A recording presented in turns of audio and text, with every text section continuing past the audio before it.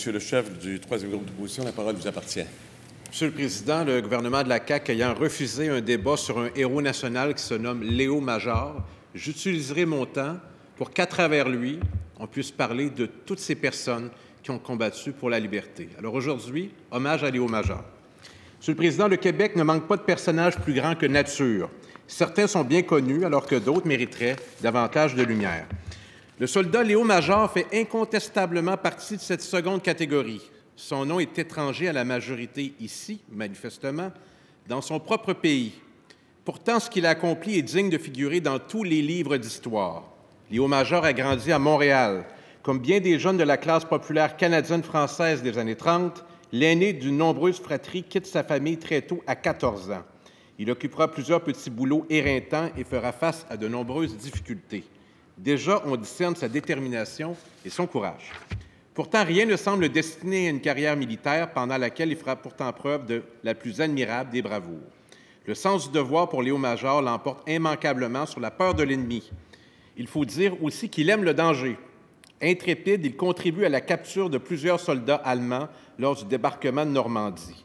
N'écoutant que son courage, il fait prisonnier par moins de 93 soldats ennemis à lui seul lors de la bataille de l'Escaut. Téméraire, il a évité de funestes destins à la population de se voler aux Pays-Bas en faisant habilement croire aux nazis qu'il était assiégé par des troupes alliées. Mais il était seul. Son seul coéquipier et meilleur ami, Willy Arsenault, venait d'être tué. N'empêche, il aura libéré Zvolé et ses 50 000 habitants à lui seul. C'est tout simplement extraordinaire, cette histoire que je vous raconte aujourd'hui. Et Léo Major répétera ses exploits en Corée.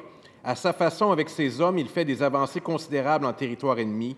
Il leur tient admirablement tête. Au terme d'un siège de 3 jours exténué, il conseillera à un journaliste de consulter son supérieur pour obtenir les détails de l'opération. Il s'agissait de René Lévesque. Les deux hommes se sont ensuite retrouvés sur un terrain beaucoup moins dangereux lors de la première campagne référendaire. Visiblement, il y a pris goût puisque Léo Major, le militaire, est devenu indépendantiste et a pris le camp du oui en 80 et 95 et jusqu'au moment de sa mort.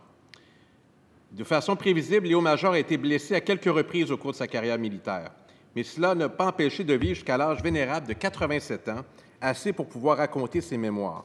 Il a aussi été décoré et honoré plusieurs fois, mais surtout par ceux qui l'ont libéré.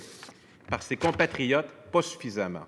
Il est temps de remettre l'histoire en ordre et d'honorer à sa juste valeur ce grand patriote québécois. Ce grand Québécois qui a changé pour le mieux la face du monde. Merci, Monsieur le Président.